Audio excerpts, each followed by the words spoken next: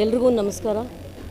ತಮ್ಮೆಲ್ರಿಗೂ ಈಗಾಗಲೇ ಗೊತ್ತಿರೋ ಹಾಗೆ ಇಡೀ ದೇಶವೇ ಬೆಚ್ಚಿ ಬೀಳುವಂತಹ ಒಂದು ಘಟನೆ ನಮ್ಮ ಕರ್ನಾಟಕದ ಹುಬ್ಬಳ್ಳಿಯಲ್ಲಿ ಘಟಿಸಿ ಹೋಗಿದೆ. ಅತ್ಯಂತ ಬರ್ಬರ ರೀತಿಯಲ್ಲಿ ನೇಹಾ ಹಿರೇಮಠ ಅವರ ಕೊಲೆಯಾಗಿದೆ. ಅದು ಕಾಲೇಜ್ ಪರಿಸರದಲ್ಲೇ ಆಗಿದೆ ಅನ್ನೋದು ಇನ್ನೂ ಹೆಚ್ಚು ಆತಂಕವನ್ನು ಜನಸಾಮಾನ್ಯರಲ್ಲಿ ಮೂಡಿಸಿದೆ. ಅಂದರೆ ಹೆಣ್ಣು ಮಕ್ಕಳಿಗೆ ಕಾಲೇಜ್ ಕ್ಯಾಂಪಸ್ನಲ್ಲೇ ರಕ್ಷಣೆ ಇಲ್ಲ ಅಂದರೆ ಮತ್ತು ಅವ್ರನ್ನ ಕಾಲೇಜಿಗೆ ಹೇಗೆ ಕಳಿಸೋದು ಅನ್ನುವ ನಿಟ್ಟಿನಲ್ಲಿ ಎಲ್ಲ ತಂದೆ ತಾಯಂದರು ಭಯಭೀತರಾಗಿದ್ದಾರೆ.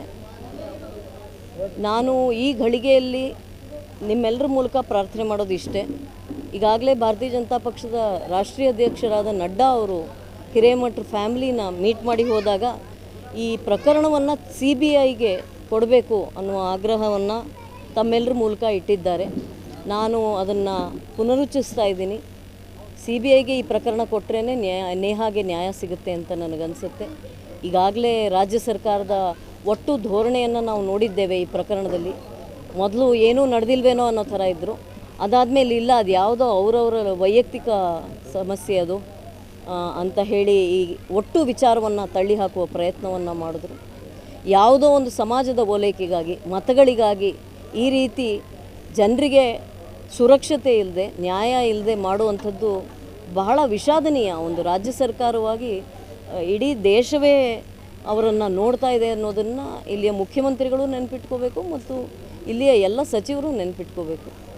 ಹಾಗಾಗಿ ನಾನು ಮಾಡೋ ಆಗ್ರಹ ಇಷ್ಟೇ. ಅವ್ರು ಮಾಡೋ ತನಿಖೆಯಲ್ಲಿ ನಮಗಂತೂ ನಂಬಿಕೆ ಇಲ್ಲ. ಯಾಕೆಂದರೆ ಏನೂ ನಡೆದೇ ಇಲ್ಲ ಅನ್ನೋ ರೀತಿ ಇರೋರು ಯಾವ ರೀತಿಯ ನ್ಯಾಯವನ್ನು ಕೊಡೋಕ್ಕೆ ಸಾಧ್ಯ ಅಥವಾ ತನಿಖೆಯನ್ನು ಮಾಡೋಕ್ಕೆ ಸಾಧ್ಯ? ಮತ್ತು ಅವರಿಗೆ ಗುರುವಾರದ ದಿವಸ ನಡೆದ ಘಟನೆಗೆ ಯಾವತ್ತು ಮಾತಾಡಿದ್ದು? ಮಂಗಳವಾರದವರೆಗೂ ಮುಖ್ಯಮಂತ್ರಿಗಳಿಗೆ ಪುರ್ಸೊತ್ತೇ ಆಗಿಲ್ಲ ಮಾತಾಡ್ಸೋಕೆ, ಮನೆಯವ್ರನ್ನ ಏನಾಯಿತು ಅಂತ ವಿಚಾರಿಸೋಕೆ, ಸಾಂತ್ವನ ಹೇಳೋಕ್ಕೆ. ಅಂದಮೇಲೆ ಇದು ಅವರ ಧೋರಣೆ. ಅಂದರೆ ಅವರು ಎಲ್ಲವನ್ನೂ ರಾಜಕೀಯಗೊಳಿಸಿ ಮತಕ್ಕಾಗಿ ಏನನ್ನಾದರೂ ಮಾಡೋಕ್ಕೆ ಸಿದ್ಧ ಆಗಿರುವಂತಹ ಒಂದು ಪಕ್ಷ. ಹಾಗಾಗಿ ಈ ಪ್ರಕರಣವನ್ನು CBIಗೆ ಕೊಡಬೇಕು ಅನ್ನುವ ಆಗ್ರಹವನ್ನು ನಿಮ್ಮ ಮೂಲಕ ನಾನು ಇಡ್ತಾ ಇದ್ದೇನೆ. ಒಂದು ರಾಜ್ಯದಲ್ಲಿ ಸಮಾಜವಾಗಿ ನಾವೆಲ್ಲರೂ ಮಹಿಳೆಯರಾಗಿ ಪ್ರತ್ಯೇಕವಾಗಿ ಮತ್ತು ಸಾಮೂಹಿಕವಾಗಿ ಒಂದು ಸಮಾಜವಾಗಿ ನಾವೆಲ್ಲರೂ ಹಿರೇಮಠರ ಕುಟುಂಬ ಜೊತೆಗೆ ನ್ಯಾಯ ಸಿಗುವವರೆಗೆ ನಿಲ್ಲಬೇಕು ಅಂತ ನಾನು ಎಲ್ಲರಲ್ಲಿ ಮನವಿ ಮಾಡ್ತೀನಿ.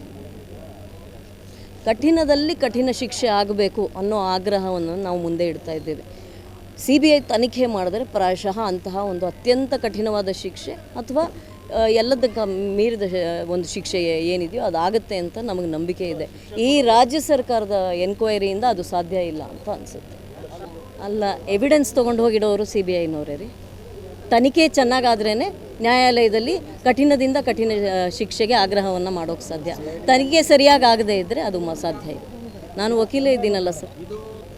ನೋಡಿ, ಎಲ್ಲವೂ ತನಿಖೆ ಆಗಬೇಕು, ಸುದೀರ್ಘವಾಗಿ ತನಿಖೆ ಆಗಬೇಕು. ಒಂದು ಇಂಡಿಪೆಂಡೆಂಟ್ ಏಜೆನ್ಸಿ, CBI ಥರದ ಏಜೆನ್ಸಿ ತನಿಖೆ ಮಾಡಿದ್ರೆ ಎಲ್ಲವೂ ಬೆಳಕಿಗೆ ಬರುತ್ತೆ. ಅಲ್ಲ, ಶಿಕ್ಷೆ ಆಗೋವರೆಗೂ ಒಂದು ಸಮಾಜವಾಗಿ ನಾವೆಲ್ಲರೂ ಇದರಲ್ಲಿ ನಿಂತ್ಕೋಬೇಕು.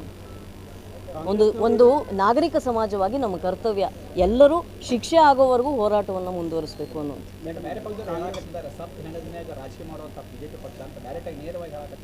ರಾಜಕೀಯ ಮಾಡ್ತಾ ಇರೋದು ನಾವು ಅವರು. ಏನೂ ನಡೆದಿಲ್ಲ ಅಂತ ಯಾಕೆ ಹೇಳಿದ್ರು?